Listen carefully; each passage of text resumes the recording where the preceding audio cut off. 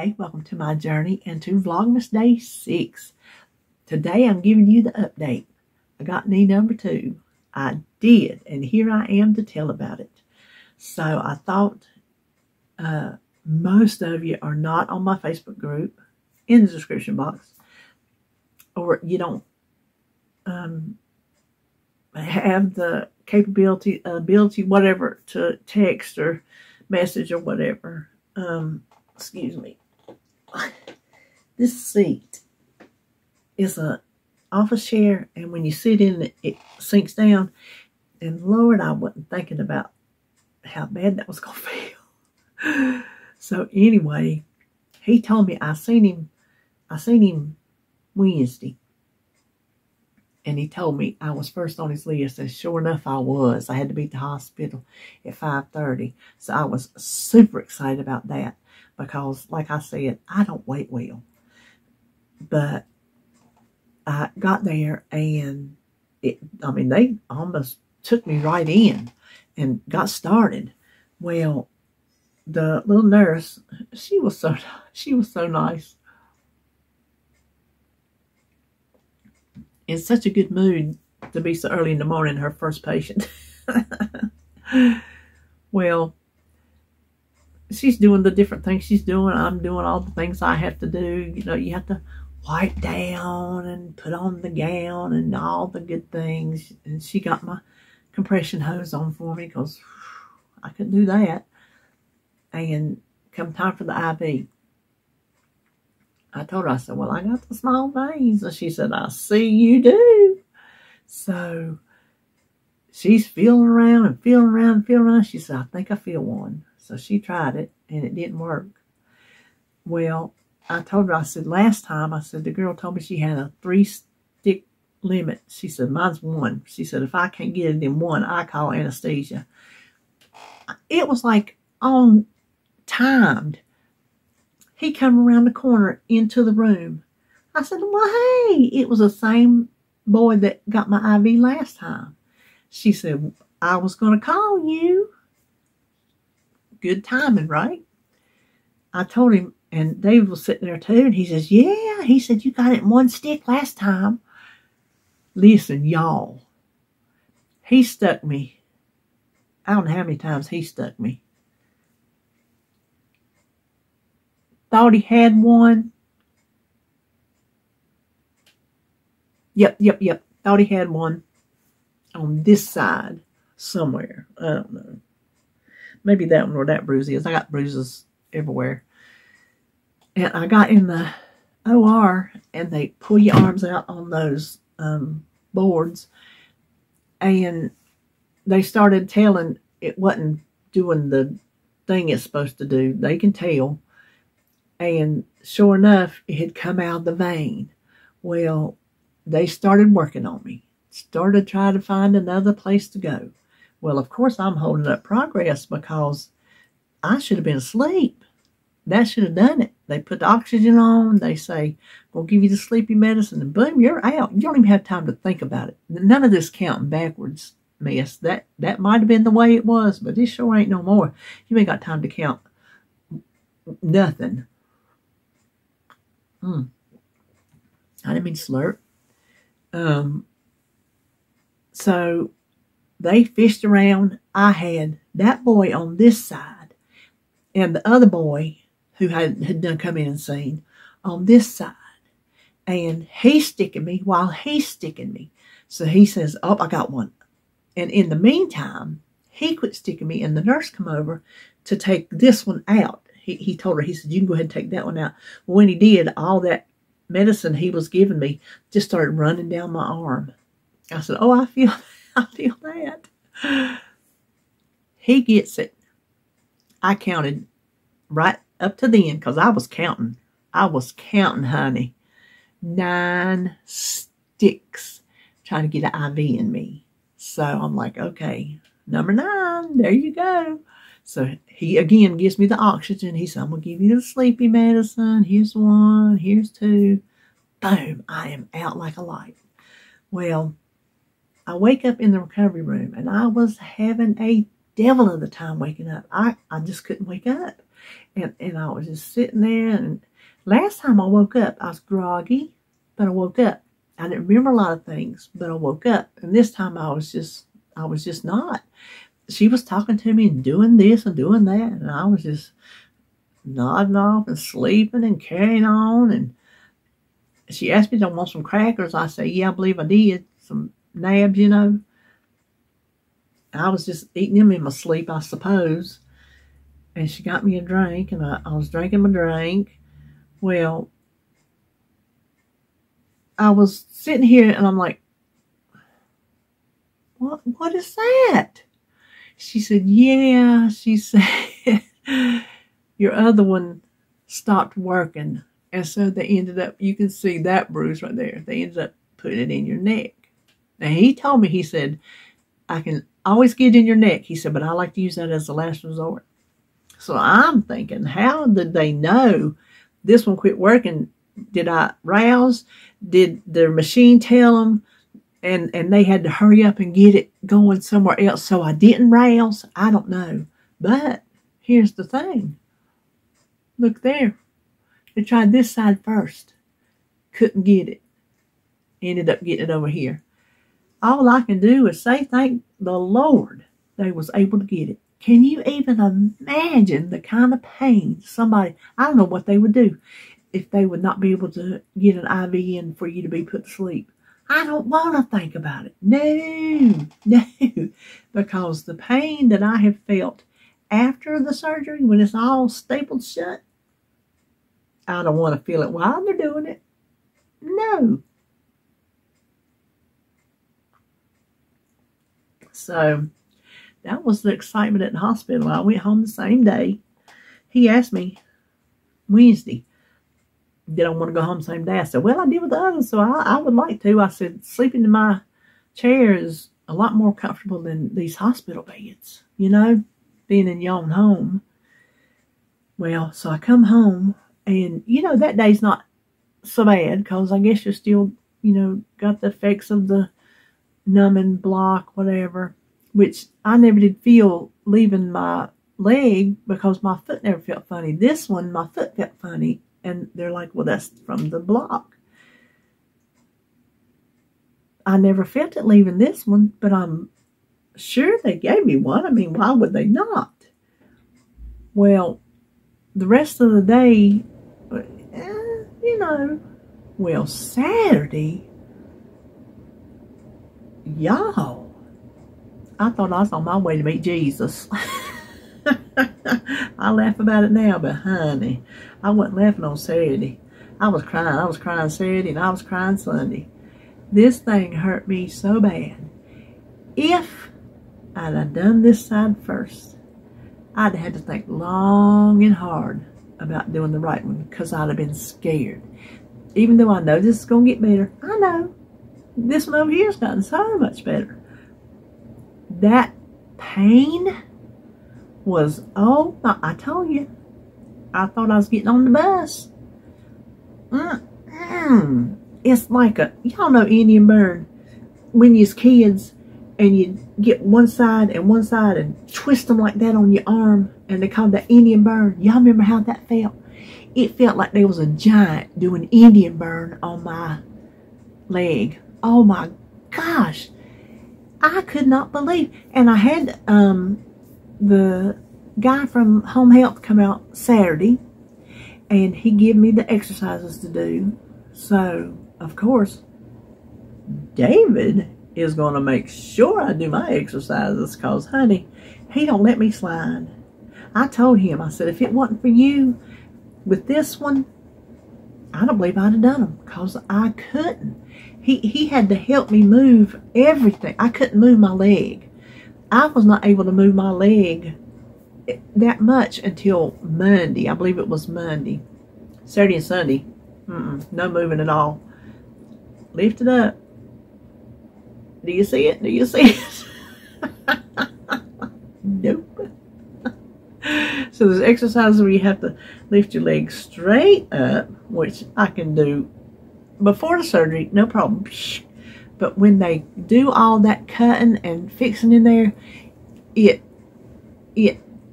disassociates your thigh with the rest of your leg and your brain. Well, your brain says your thigh's moving, but your thigh ain't moving. It's the weirdest feeling.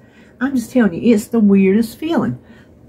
You know, on Criminal Minds, when they give them paralytic drugs to where they know what's going on, but they can't move their body.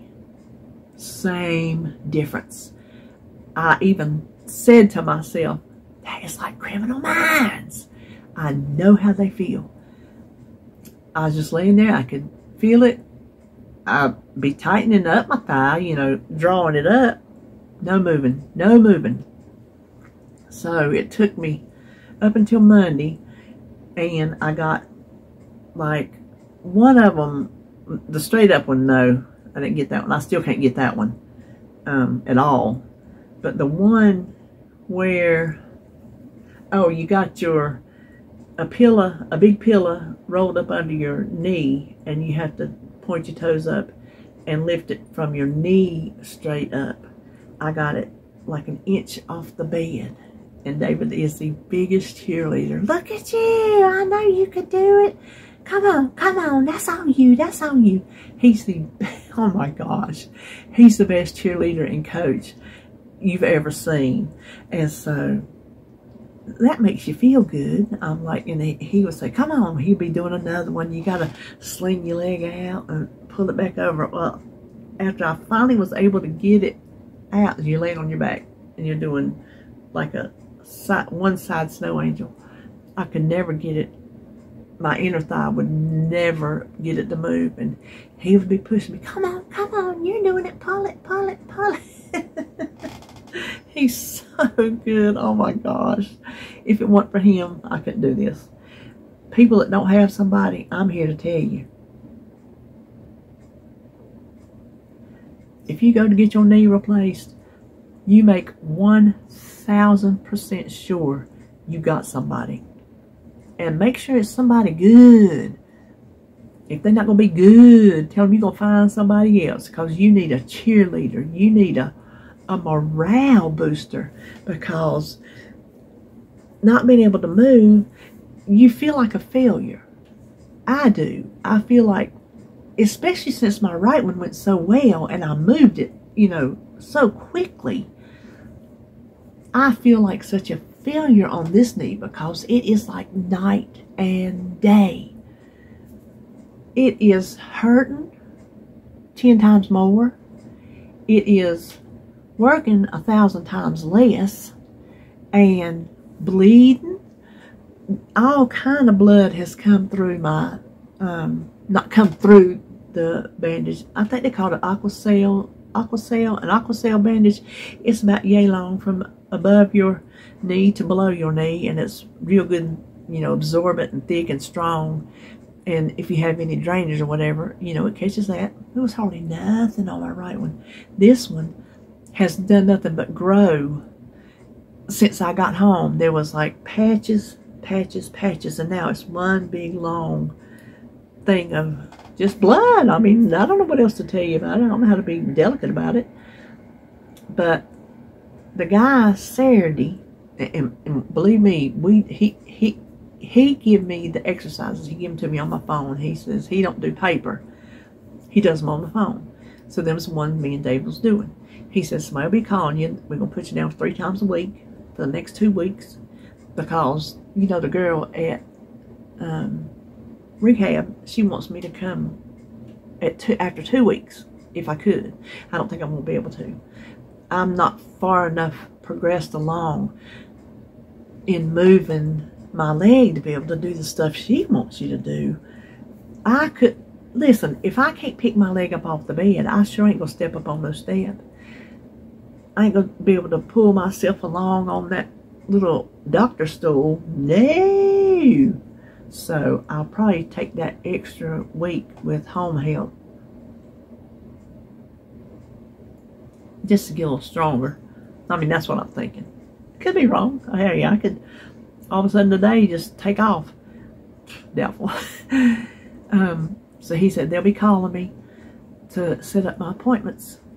And like last time, listen, rehab was calling me before I even left the hospital. David was like, they kept calling. He said, I told them, she's in the hospital.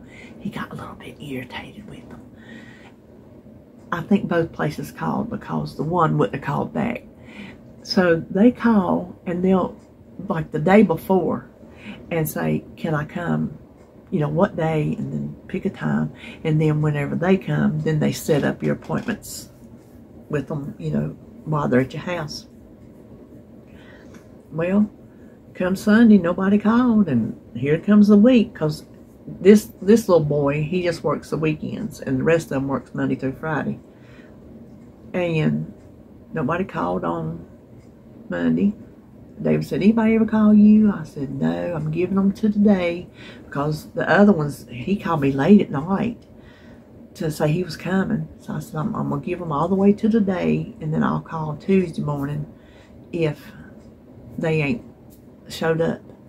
Well, they didn't call, so I called Tuesday morning and told them the boy come out Saturday, but nobody's called me about the appointments for the week. And she said, hold on a minute, hold on a minute. She pulled it up, she seen, she goes, let you talk to our scheduler. She says, well, it shows we were there Monday. I'm like, nope, there was nobody here Monday. And here's the funny thing about that. The girl I had, hold on a minute. The girl I had last time, she said somebody had got fired because you have to sign on their little iPad, laptop, whatever, and let them know you were seen, that they were there. Well, some people, especially this one girl that got fired, she wouldn't go to her appointments, but she would sign their name, and then she would get paid, you know? Well, she got called, she got fired. And the girl's like, okay. She goes, I said, yeah, 100% nobody came to my house. Nobody's even called me. She said, we have you down for Wednesday and Thursday, but Wednesday and Friday for an appointment. I'm like, well, no, nobody's told me anything about that. She goes, well, I'll reach out to the person and have them call you. Okay. Well, what time was it? About 1 o'clock. And this, I call him a boy. If you're younger than me, I just call you a boy. This boy named Jan, he called. He said, I was just giving your file an hour ago. He said, can I come today? I have somebody. Can I come after I finish them at like 2 o'clock? I said, you sure can. Well, he got there and he's like, they give me your file and said, you need to go see her. And he said, I told him, no, I don't. They said, well, she's got a new knee. He says, okay, well, I'll go see her. So he come up to see me, and he give me exercises on the paper, because he says he don't like the computer. He likes paper exercises. Well, he give me some of the same, but different. And he said he hates exercises on the bed. He likes them in the chair. I'm like, okay. He said, you do my exercises, not his. So I'm like, okay. Well, he went over different ones. When they first see you, you know, they always take your vitals and everything when they see you, every time they come in. And then he was asking me some different questions and whatnot. And he was showing me the different exercises. We didn't do a full-on PT, but enough to where it's different in a chair. And it tired me out. But what was it? Something I said or did, or he said, no, you can do it this way. He said, just today. He said, I'm nice today. He said, after that, nope.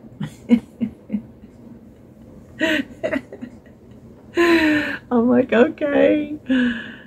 But he taught me something, and this can help anybody who has problems with their legs, not just if you had a knee replacement. If you have trouble lifting your leg for any reason whatsoever, if you have a cane I have a quad cane, and so it has a handle. It's not one of them, like they make little canes where you can put your fingers on it and hold it, just little things. I have a quad cane. If it's got a good enough handle where you can fit it under your foot, turn it upside down, put the handle under your foot, and use that to lift your leg up or down, over, sideways, whatever you need it to do. I'm like, well, nobody told me that. He said, you use that in your exercise. Well, I was doing one of them. He said, no, no, no. No arms, no arms. I was like, okay, okay. He said, you have to use your leg. I'm like, okay. It's still hard, but it gives you some stability under your foot. So while it is helping you, it is aiding you, you're not doing the full thing yourself, you're still getting some range of motion because you're still moving that muscle. So he taught me that. That's been very handy. Then he's coming back today about 5 o'clock. He said he don't normally work in Kannapolis. I said, oh, where you work? He said, Concord. I'm like, well, that's just right there. That's just right there. He was, let me tell you, he's, I think he's Russian. I'm not very sure. But he's very matter of fact, but he also has a sense of humor. So while he was being very matter of fact with me, he was also laughing with me. And his accent, the way he does his sentences, he cracks me up. So we got along from the get-go. He said he wants to stay with me. He said, because when I start with somebody, I like to stay with somebody. That way he can see the progress. He said, but next week, he said, he's off 1 or 2 days. He wasn't sure. So he wasn't sure how that would work. I just hope, I'm going to tell him today to go and get me scheduled for whatever days he is there. So whoever comes, don't try to schedule me with them, because I want to keep with Jan. I liked him. He taught me things and was more thorough with me than that girl was. I mean, we got along, but no, night and day. I don't want to get, I know it sounds terrible, I don't want to get stuck with her again. But I thought, I said, Concord ain't that far. Well, he said he had another man up here about 4. Their things are about 45 minutes. I said, yeah. He said, you don't have a problem with me coming so late? I said, no, no, no, no. 5 o'clock's fine. I said, where else am I going to be? He goes, well, yeah, you're right about that. I'm like, yeah, exactly. And he don't watch TV. Criminal Minds was on, and he was asking me what that was. I said, Criminal Minds. I said, my most favorite TV show of all time. He said, he don't watch TV. He said, if they never had TV, he said, fine with him. He said, he wouldn't miss it. I'm like, oh, no. He said, I'm too busy. I'm like, well, what else have I got to do? Yeah, you're right. He was agreeing with me again. Yeah, you're right. But he said, now let's go. He seen my kitchen. Oh, what he did on my bandage. He said, do you have a marker? I'm like, well, what kind? He said, like a permanent marker. I said, yeah, over in the kitchen. He said, well, just tell me where it is. I'll find it. So I told him over there to go get it. He was looking in the drawer. I don't see. I'm like, do you not see that black and blue and brown? Oh! He's like, there it is. Well, he got over, and where the blood has gone around, he drew around it, the shape of it, with the marker, because he wants to see if it's still active, leaking, or if it's like finished and dried. Now, well, that's clever. You know, they didn't do that last time. I hope he changes it Friday, because that'll be a week, and it is itching, which I know my staples won't come out until next week. But I would like to, like, take it off, let it breathe a minute, bend it without it on there, because it does pull. It's a very, very strong bandage. But he wanted to see. He said, I've seen your kitchen. Show me your bathroom. I said, okay. So I thought we were just going to go down the hall and show him the rooms. He goes, so I said, I walked down so he was behind me. He could go in. He goes, no, go in. I'm like, oh, okay. Sit on the toilet. I looked at him and said, what you talking about? Show me.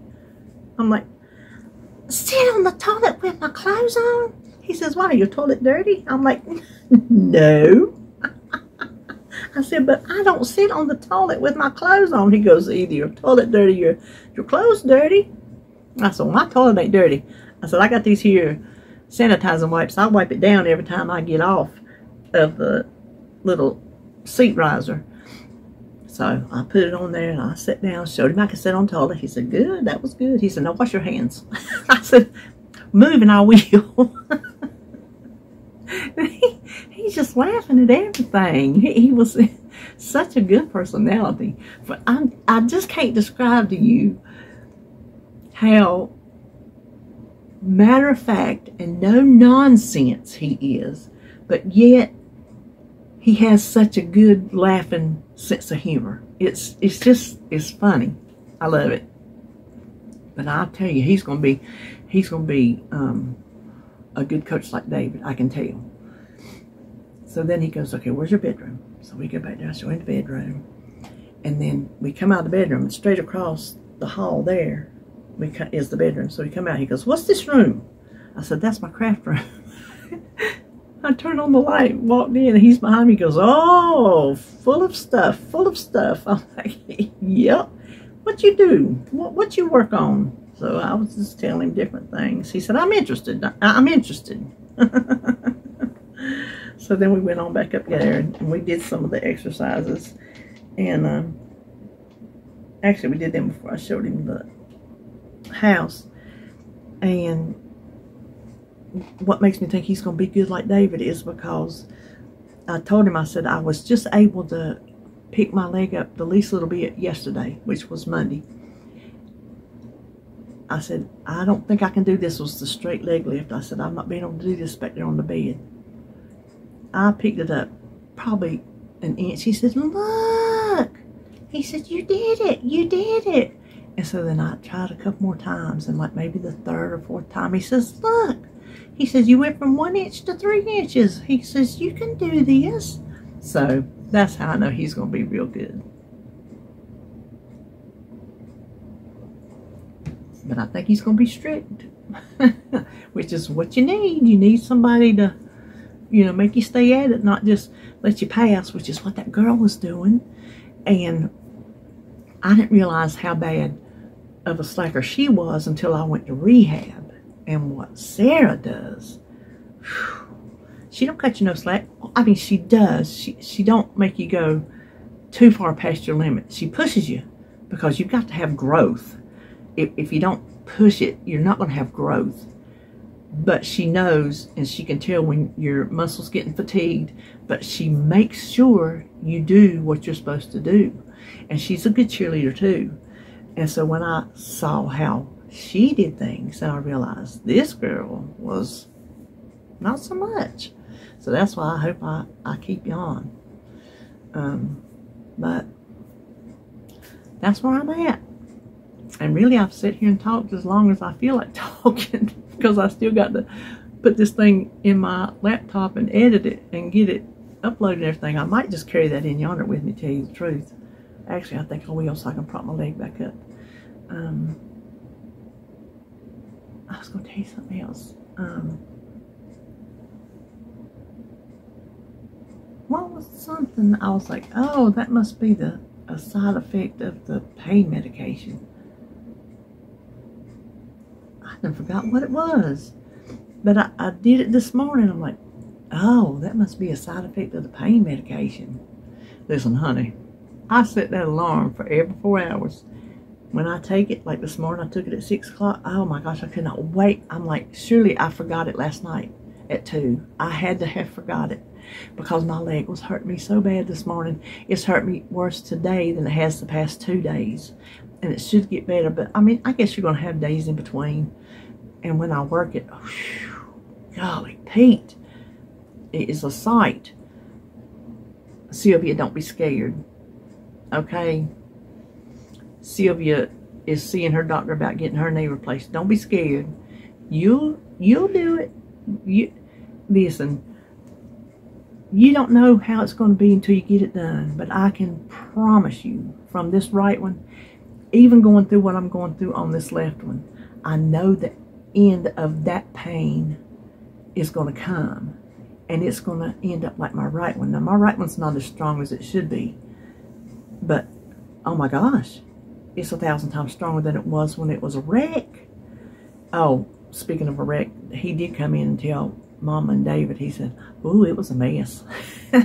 So I wonder if that had something to do with this one hurting me so much more and being so much more difficult. Maybe he had to work in there a little bit longer, a little bit harder, because I did see the x-ray before, and it was just a big cloud. There was nothing.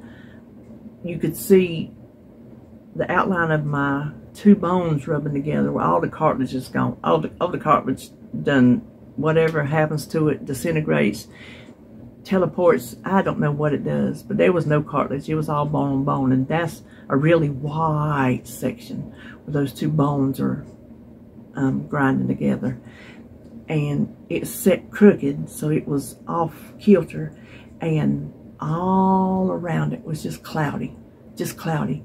That was all arthritis and bone spurs. So I know he had a lot more work to do on this one. Maybe that has to do with why it's being a little bit more difficult than the other one, because it was my worst knee.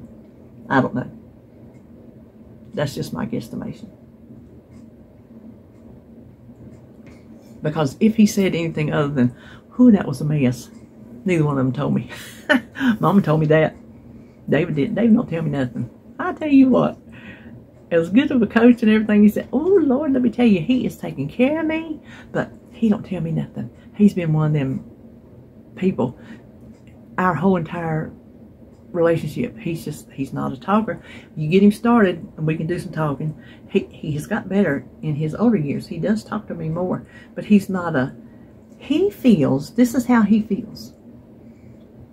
If he tells you his problems, he's burdening you with them, and he don't want to do that.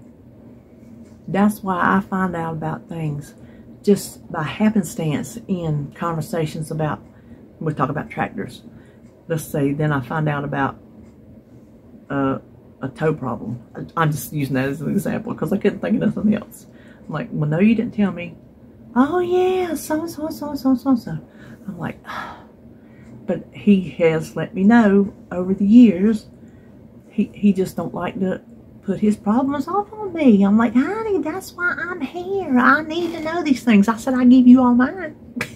He goes, yes, and I want you to. I'm like, well, I want you to. But anyway, let me tell y'all, he is taking such care of me. I don't want for nothing. If I even think I need something, he's on it. He'll ask me, do you need this? Do you need something else? Do you need, are you okay? What do you need? And if I say, well, I just got set down and got fixed, you reckon when you get through eating you could get me a fresh ice water? Sure can. Sure can. That's one of his standard answers. Honey, could you do so-and-so? Sure can. Or, yes, ma'am. Not as in a boss, yes, ma'am. Not that kind of way. Just a polite Southern gentleman kind of way. So, yeah, he's doing me good. I don't know if he'll stay out the rest of this week, because I think he runs out of vacation days. I think Thursday would be his last vacation day. So if he, and I don't think he has any more personal days left either, to be honest with you. So if he's out Friday, that would be a day without pay, which he may just do it to be home that whole week and then the rest of the weekend, and then he'll be going back to work. Oh, and when he goes back to work, he's on his new run, but it's not a new run. He's still going to Atlanta every night, but it's a new gate time run. So he'll be going in an hour later. This is the one he had before. He got the one now. So instead of getting up at 6:30, he'll be getting up at 7:30. So then my supper won't have to be ready till 8 instead of 7. So I'm going back to the old time. So he will definitely go back to work Monday a week from this coming Monday. But I've got 1 or 2, 3 more collabs, two or three more collabs, not just collabs, Vlogmas videos that I pre-recorded before I had surgery, because this week, next week, I ain't recording nothing. I ain't got no notion to. I wanted to come on and do this one because, like I said, I wanted y'all to know how I was doing. But as far as any other kind of videos, if I don't have it pre-recorded, I'm just not going to do it, because I'm not going to push myself any harder. I think I come back at it too quick last time, and it bit me in the behind, and so I'm going to take the time off like I should. So I don't think I was going to tell you nothing else. I need to quit sitting here. I'll tell you, it's been rough, but I'm getting over it. So I appreciate your positive thoughts and your vibes and your prayers and all that good stuff. You keep it coming, because I ain't over this hurdle yet. I'm like mid-air. I ain't made it over it yet. So I do appreciate it. I appreciate all y'all, and I thank you so very much for sticking in there with me, even though I'm not doing a whole bunch here lately. Thanks for checking out my Vlogmas videos. And so that's all I know today.